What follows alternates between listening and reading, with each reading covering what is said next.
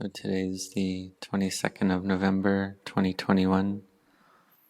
We come together to train our minds, which is something of great importance. We train our minds to have loving kindness, compassion, sympathetic joy, and equanimity, which make up the 4 Brahma-viharas, the 4 divine abidings.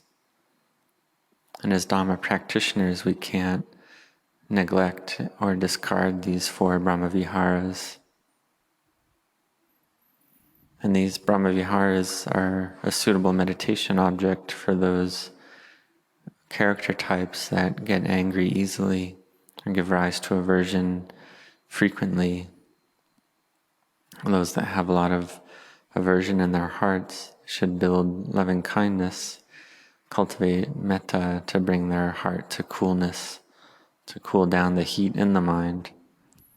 It's just like if we're in hot weather and we have some cold water with ice in it, then we feel fresh and rejuvenated. Or we go to an air-conditioned room and we feel our mind feels cooled down and relaxed. Our body relaxes from the heat. So loving kindness is a kind of coolness, wishing for oneself to be happy and for all beings to be happy, for all beings to have happiness and the causes of happiness, and the wish for all beings to overcome suffering.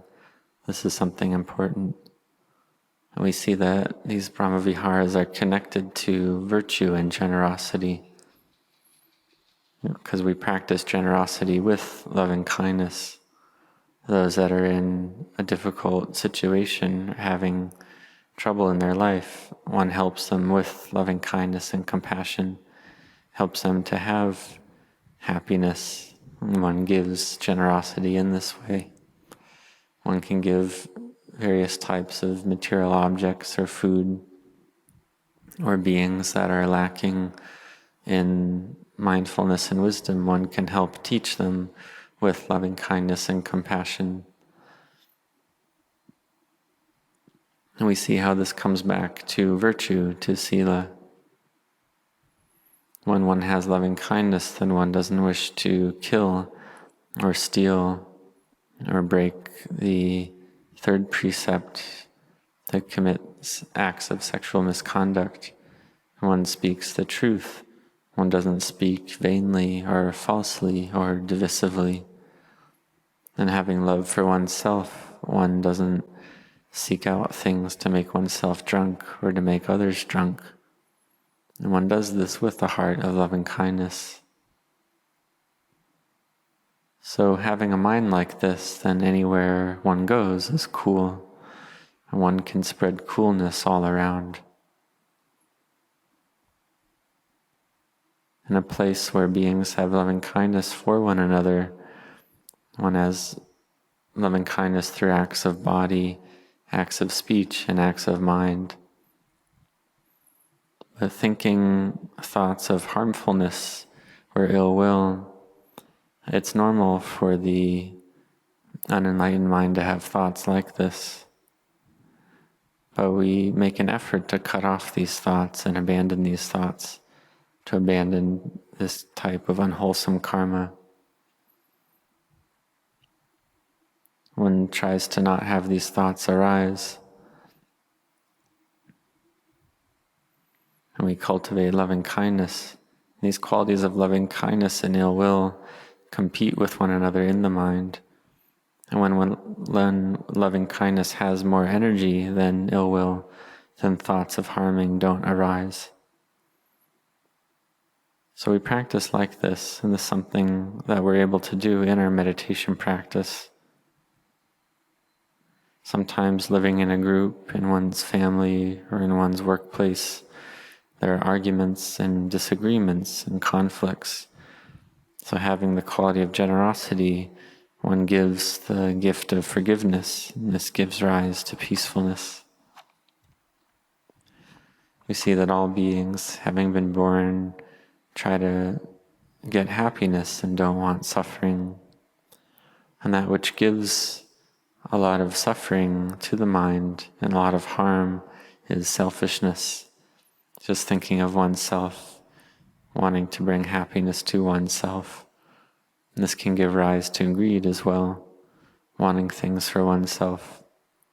And this can give rise to problems for others as well. And if one has sharing of things and money and so on in a group, then that group has peacefulness.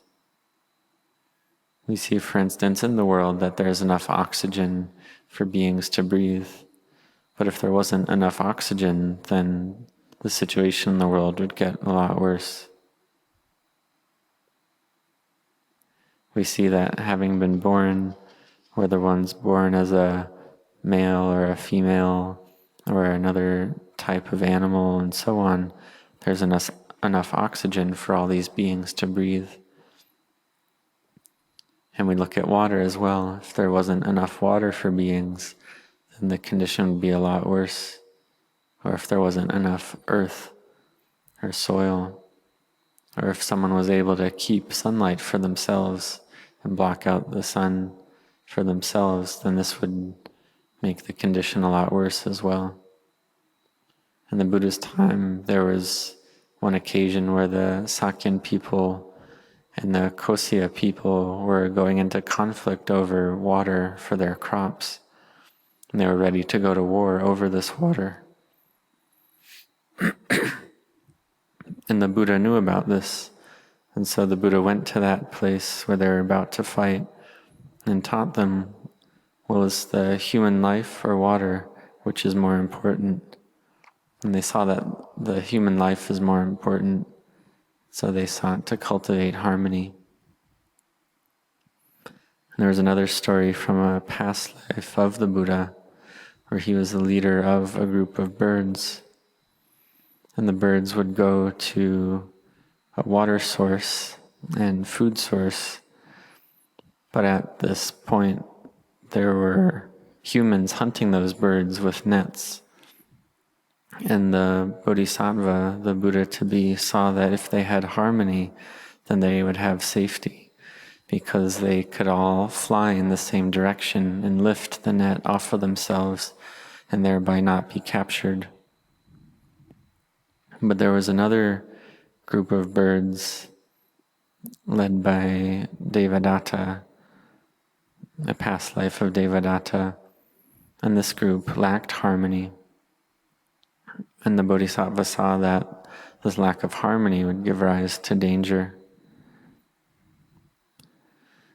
But this group that lacked harmony, wherever they would go and gather together, they weren't in harmony with one another. And so when the net got cast over them, they didn't fly together, and they got caught by that net. And then they were sold by the humans. So this is something we can read in the texts, in the Jataka tales, and see that the Buddha in that past life was the wise bird, and Devadatta was the foolish bird. So in terms of the world, when we have harmony, then we have success, and this gives rise to happiness. When we gather together, when there are many people gathering, then there are many views that gather. But we should try not to fight about our views, because when we fight in this way, there's only loss. There's no benefit. In having wealth, then we seek to share that wealth. This allows us to live together well. We have acts of loving kindness through body, speech, and mind when we live together. In this way, we don't have conflict, and we try to be virtuous to the same level, or to have virtue all to the same level. And in terms of our livelihood, we try to help one another. And in this way, we can succeed in all things. And when the mind is thus cultivated, then sila, samadhi, and panya, virtue, collectedness, and wisdom, can gather together to know phenomena in time, and to realize that, oh, it's just like this. We see that which we were lost in is just like this. Clear knowing arises, wisdom arises. We see the Dhamma according to the truth of the way things are. We understand clearly. So therefore, may you have sila, have virtue, practice meditation every day. May you have effort in this in order to give rise to wisdom. And this wisdom which is able to cure the suffering in our hearts. And if we don't practice like this, then we just have birth and death, birth and death, birth and death, just like this.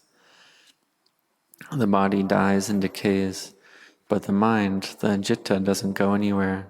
The mind doesn't stop with bodily death. When the body lacks sufficient energy and it decays, but the mind does not decay. It arises and ceases, but it has this quality of delusion, this delusion which takes the mind to go to another birth and another death, which takes the mind through this cycle of birth and death. And if the mind has merit, then it goes to a heavenly rebirth. And if the mind has an even higher type of merit, a merit with samadhi, then it goes to the Brahma worlds. And this is a special type of energy. There's no thinking, there's just stillness, there's happiness with the quality of samadhi, of collectedness. There's no thinking, no suffering, no proliferation, but the kilesas are still there, just in a dormant form, but the defilements are still there. And later one sees these thoughts arising and cease, and knows these thoughts are not self. And one sees that that which one knows is mentality, nama, and that which knows the thoughts and knows the mentality is the mental consciousness. And one sees these two things separated out, sees that they arise and cease. And when wisdom sees clearly like this, that it arises and ceases, then wisdom, the mind knows not to cling, sees it as impermanent, suffering and not self. Separating it out like this, one sees clearly, one sees the Dhamma. So may you set your hearts on this, may you meditate and be intent in your practice.